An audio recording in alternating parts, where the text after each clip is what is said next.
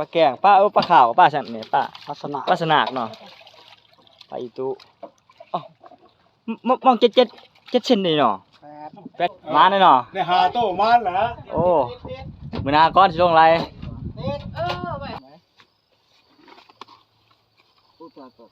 ก็บ่สิเลี้ยงลุงโล6,000พี่น้องเลยนี่โล5,000ตกแล้วต่อยมาคุงมะละกอ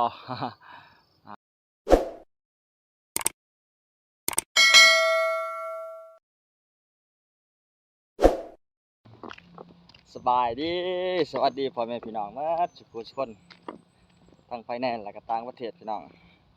แล้วก็สวัสดีพี่น้องทั้งบางไทยนำเด้อพี่น้องเอ้ยวันนี้สิเข้าไปสวนสิคำนำไปสวนพี่น้อง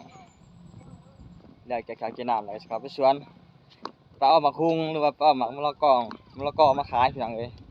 เอาไปตลาด อยากจะแกะขาวกินน้ำไม่มีเงินใส่พี่น้อง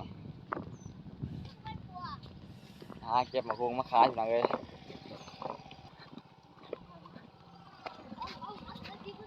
โอ้ให้หมองถึกดิ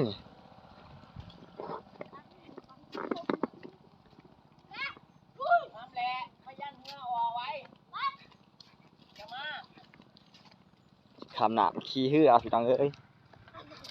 ข้าไล่หมองถึกบ่โอ้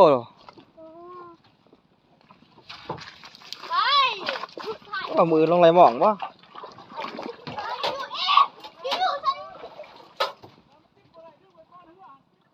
ติดก่อนได้หามอยู่ข่าวย่านได้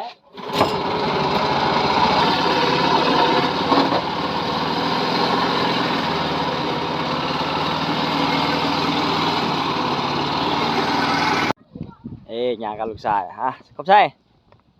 สบายดีที่โตนับเบิ้งพี่น่ะสบายดี ลูกชายลาพี่น้องพาเพิ่นมาสวดน้ำเพิ่นบ่ได้ไปโรงเรียนมื้อนี้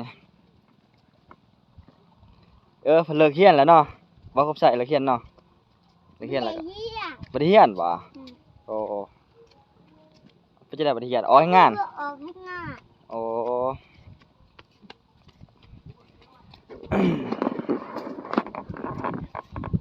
เอามาคุ้งพี่น้องเอามาแลกเงินเอาไปขายอยู่ที่ตลาดพี่น้องมาคุ้งปลาเฮิงลายมันก็สิสุกเลยไปตลาดเพื่อได้เงินใส่ซื้อบักพริกเป็กนัวเกลือพี่น้องเนี่ยที่ว่าหาบ่ได้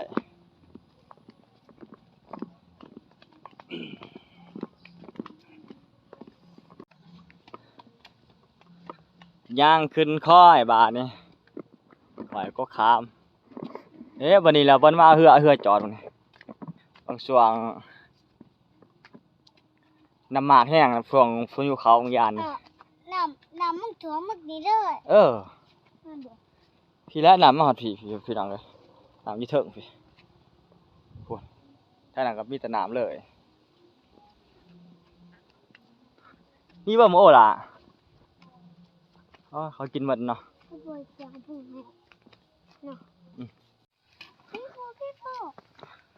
หอดสวนแล้วพี่น้องเอ้ยเอาไม่ออกน้ำออกทึบน้ำเมียนใบข้วยเขาพี่น้องใบข้วยบุ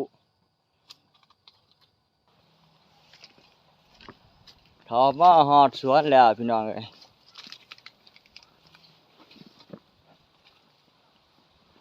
สวนนี่ก็หญ้าโป่งหมดเลยพี่น้องเอ้ยบ่ได้เสียหญ้าเสียยุงหลายมื้อหลายวันสิเก็บหอมบ่ฮะ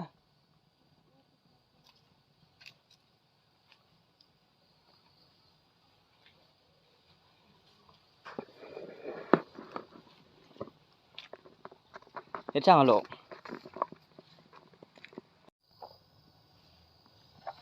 ปล่อยมาคุงอันหน่อยเนี่ยบ่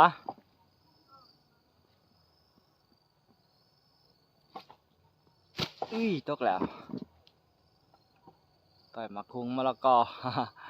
หากมะละกอพี่น้อง โอ้ละบ้ามันก็ก็ ฮะ อะไรแล้วบ้ามัน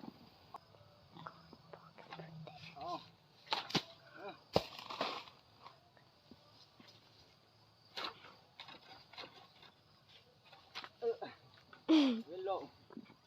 บอลูกข้างนี่ลูกข้าง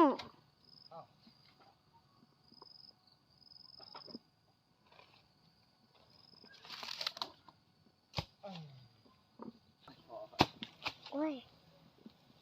มันหน่วยใหญ่มันหนักมันสิ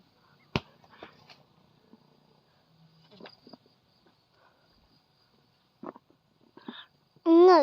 กินขวดที่หักเลยเนี่ยไอ้กินขวดที่หัก ผักหอมเป้พี่น้องเลยหมักคุงได้ต่อยได้กระตาหนึ่งนี่ผักหอมเป้น้องลาเพิ่นลกผักหอมเป้ลกกำซวนนี่แหละพี่น้องนี่มีแต่ผักหอมเป้บ่ได้เนี่ยผักหอมเป้โลเท่าไหร่มื้อเช้านี่จะขาย22,000 25,000บาทหมักคุงเด้หมักคุงโล6,000พี่น้องเลยนี่โล25,000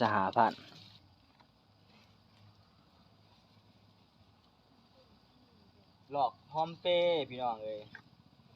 โล25,000นี่ก็โล6,000หมักคุง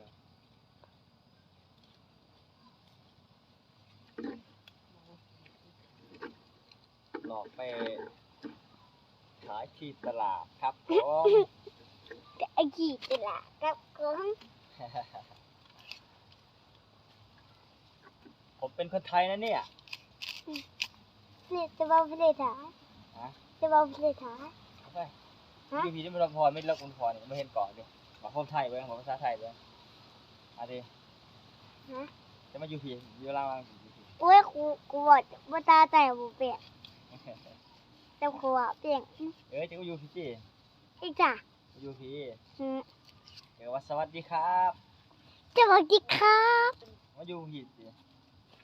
สวัสดีมาอยู่พี่นางลง โอ้ย สวัสดีครับเบิ้ง บัว อ๋อ สวัสดีครับ นางลงที่นางลงคือพลอยจะเห็นเกาะน้ำใกล้เกาะ นี่ก็ยังอยู่ นางลงทีผมใส่นางลงอ่ะโอ้ยนี่เป็นอย่างหรอกนางลงที่นางลงที่โน่นี่เหรอวะ โน่พอเจ๊แต่ที่ไม่รู้จัก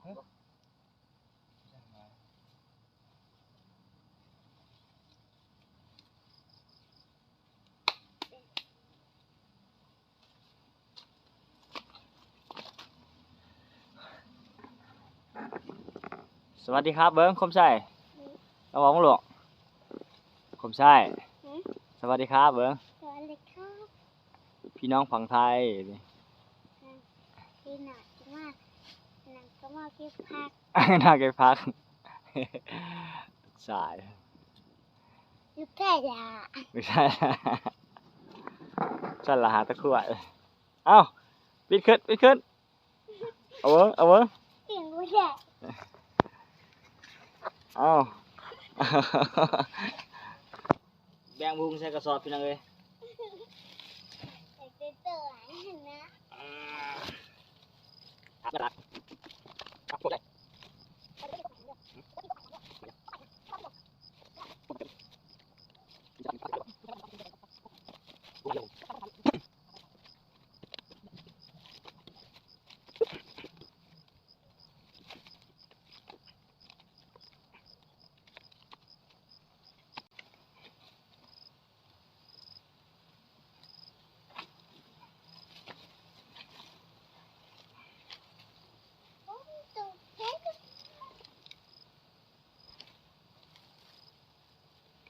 พักเลยบ่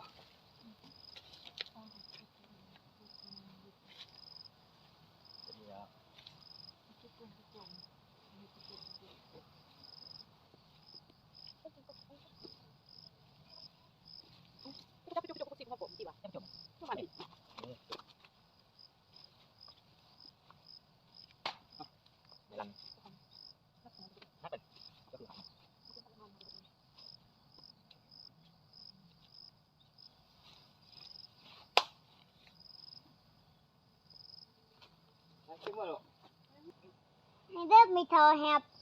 มีเท่าหาบมันเด้อเบิ่งเด้อมีเท่านี่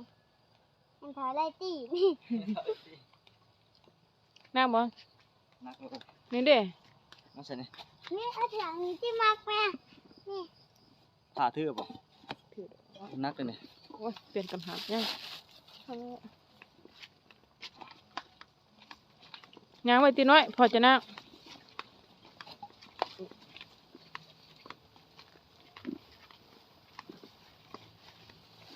อยากกินก็ทอเป็ดเลย เยียบไล่ตีลูก พอทุกอย่างก็ร้อยนะ ออกด้วยโอ้ยโอ้ยเด็กก็ไปโกง โอ้ถึงน้ำไหมโอ้ตัวตัว ข้างบนสิเลียงอันน่ะเอา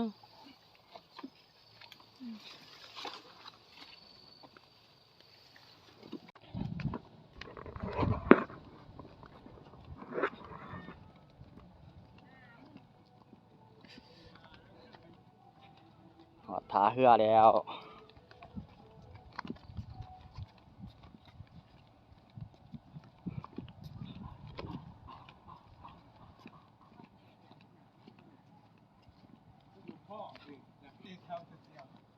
ได้จักโต้อะไรมองลุง หาโต้ หาโต้โอ้ป้าสั่ง ปลาอิจุตัวหนึ่งปลาปากปลาเพียนปลาธนาปลาแก้ข้อลาด โอ้มานเนาะมานเลยเนาะ ในหาโต้มันแหละ โอ้มือหนาก้อนสิลงไร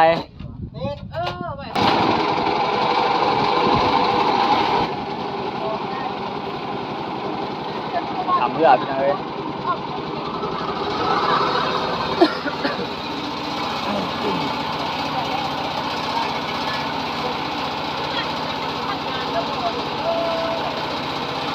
แต่ยักษ์ชอบปัดเข่าเอาว่า200ป้ายกว่า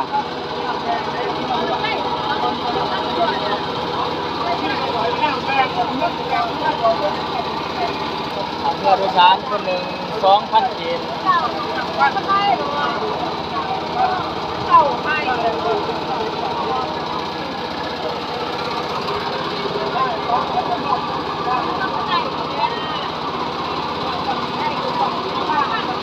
เจ๊เขาจะอะไรมอง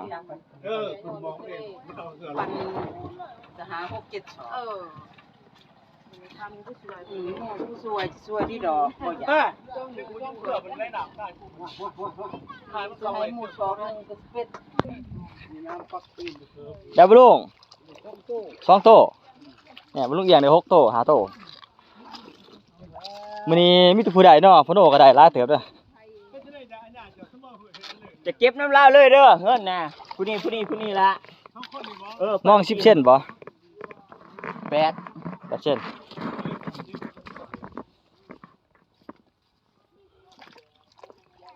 เบิ่งป่าก่อนอุ้ยใหญ่เด้อนี่โจกแม่นตัวปากย่อจักออกใต้ย่อจักออกเรือลูกเรือ กำนันเด้อแม่ มานมื้อนี้เพิ่นไล่มองได้2 โต้เพิ่นลุงก็ได้6 โต้5 โต้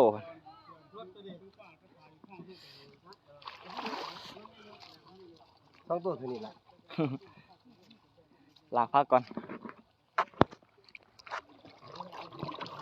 ปากตัวใหญ่ตัวละโล2 โลได้นี่ โอ้ยตัวโล2โลจ้ามื้อก็โล2 โล อันนี้ก็ประมาณโลนึง 2 2 โตกับ2 โลป้ายเด้ใส่โลโวน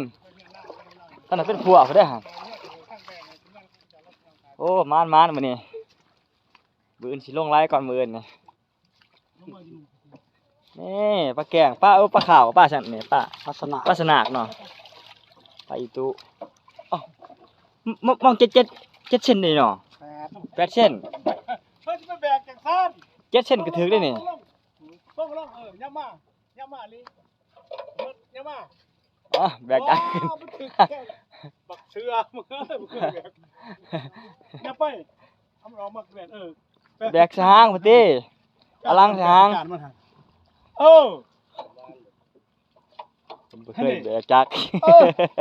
จะแบกมาให้จะได้สั่น แบกมาบ่ เออ แบกลูกก็แบก จ้า โอ้ยลูกมีแรงสิได้เด้อบอกเลยเด้อเที่ยวก็ยกโป้ได้บ่ได้นี่ มีถูมันมันเด้อ แต่มื้ออื่นจะบ่มาไล่หรอ บอกอีนางหั่นแหละแบก เป็นผัวโอ้เขาได้ทุกคนเนาะมื้อนี้เนาะ ว่าแล้ว อ๋อหลังพักก่อนบาดนี่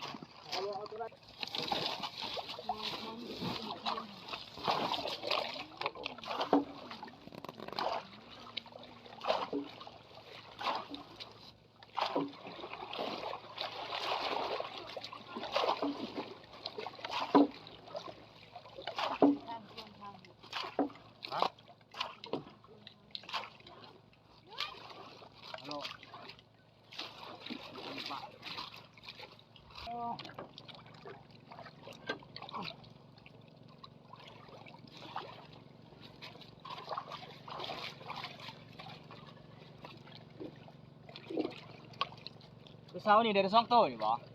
บ่ได้บ่มา เนี่ยบักพะโนได้ตกใหญ่เติบเนาะ โน่นไปตุกบ่ ได้ไปตู้พุ่นได้ ได้ประมาณมื้อนี้ ไปตู้ปลาโจกตัวใหญ่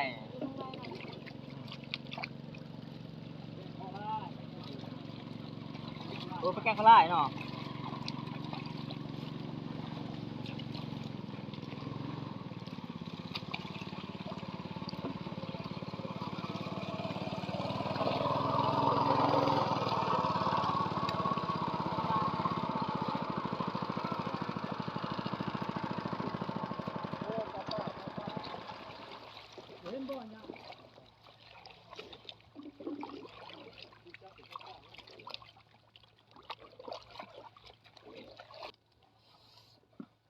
อะไรมองมันนี่ม่านขนาดมันนี่พี่น้องเอ้ยเดี๋ยวผู้สองผู้สามผู้หาก็มีได้มอง7 เซน8 เซนนี่แหละพี่น้องนี่ 10แล้วมอง 10 เซนบ่โอ้ลงอีหยังอันนั้น7 เซน8 เซนเนาะ